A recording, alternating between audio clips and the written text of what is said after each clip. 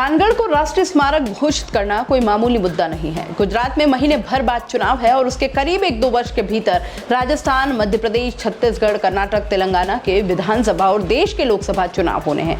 इसमें प्रधानमंत्री मोदी आदिवासियों को एक ही जगह से साध लेने को तत्पर हो गए हैं।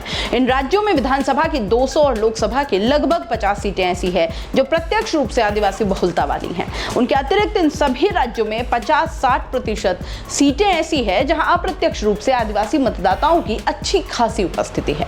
प्रधानमंत्री नरेंद्र मोदी ने हाल ही में आदिवासियों की श्रद्धा के पावन स्थल मानगढ़ धाम को भव्य रूप देने के लिए राजस्थान, गुजरात, मध्य प्रदेश और महाराष्ट्र को एक साथ विकास की कार्य योजना बनाने को कहा था। राजस्थान सरकार इस कार्य योजना को बनाने में जुट गई है। मुख्यमंत्री अशोक गहलोत सहित मध्य प्रदेश व गुजरात के मुख्यमंत्री भूपेंद्र पटेल ने भी उस वक्त प्रधानमंत्री मोदी के साथ मानगढ़ के पहाड़ पर मंच साझा किया था। तब सभी को उम्मीद थी कि प्रधानमंत्री मानगढ़ को राष्ट्रीय स्मारक घोषित करेंगे, लेकिन प्रधानमंत्री ने मुख्यमंत्रियों को एक विस्तृत कार्य योजना बनाने का काम सौंप दिया।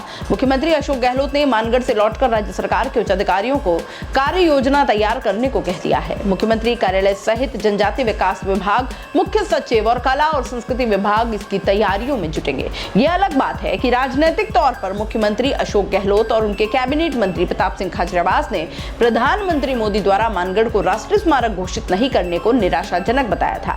गहलोत ने तो मानगढ़ से जयपुर लौटने के बाद एक कार्यक्रम में यहां तक कहा था कि चूंकि उन्होंने 2 बार मोदी को पत्र लिखकर मानगढ़ को राष्ट्रीय स्मारक घोषित करने की मांग की थी, इसलिए मोदी ने फिलहाल इस फैसले को टाल दिया है, क्योंकि वे समझते हैं कि इससे कांग्रेस और उन्हें यानी गहलोत को राजनीतिक फायदा मिल सकता है। गुजरात चुनाव 1 महीने बाद होने हैं और वहां करीब 25 विधानसभा सीटों पर आदिवासियों की बहुलता है। गहलोत वहां कांग्रेस के स्टार प्रचारक और सीनियर ऑब्जर्वर की जिम्मेदारी भी निभा रहे हैं।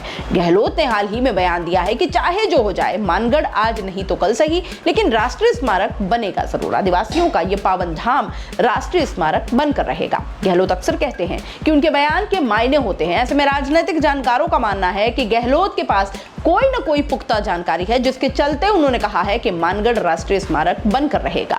मानगढ़ धाम को राष्ट्रीय स्मारक बनाने के हाल ही में राजस्थान, मध्य प्रदेश और गुजरात के मुख्य सचिवों से स्वयं प्रधानमंत्री मोदी ने वीडियो कॉन्फ्रेंसिंग के माध्यम से बातें की है। राजस्थान की मुख्य सचिव उषा शर्मा ने प्रधानमंत्री को मानगढ़ के विषय में अब तक राजस्थान सरकार के स्तर पर किए गए कार्यों की जानकारी दी थी। प्रधानमंत्री ने तीनों राज्यों के मुख्य सचिवों से राज्य सरकारों के मानगढ़ धाम को लेकर किए जा रहे प्रयासों और आगे की योजनाओं की जानकारी भी ली। मुख्यमंत्री अशोक गहलोत ने मोदी के समक्ष हाल ही ये जानकारी साझा की थी। गहलोत ने यह भी कहा था कि जब प्रधानमंत्री ने स्वयं जानकारी ली है तो इसके खास मायने होते हैं। दोस्तों, सीबीसी न्यूज आपके सहयोग से लगातार बढ़ता जा रहा है। स्वतंत्र पत्रकारिता का सहयोग करने के लिए आपका धन्यवाद।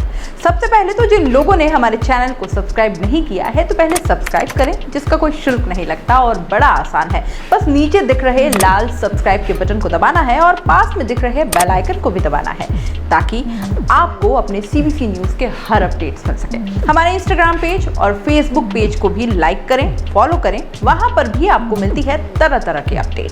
हम पूरे राजस्थान से आपके लिए लाते हैं वो खास खबरें जो आपके लिए जरूरी है, और वो भी पूरी बेबाकी के साथ। पत्रकारिता के इस मुश्किल दौर में आपकी आवाज जिम्मेदारों तक पहुंचाना ही हमारा लक्ष्य है, और ये आपके सहयोग के बिना संभव नहीं है। हमारा सहयोग करें, स्वतंत्र पत्रकारिता में अपना योगदान दें और ज्वाइन बटन पर जाकर सदस्यता लें, चाहे सबसे छोटी सहायता के रूप में ही क्यों ना हो।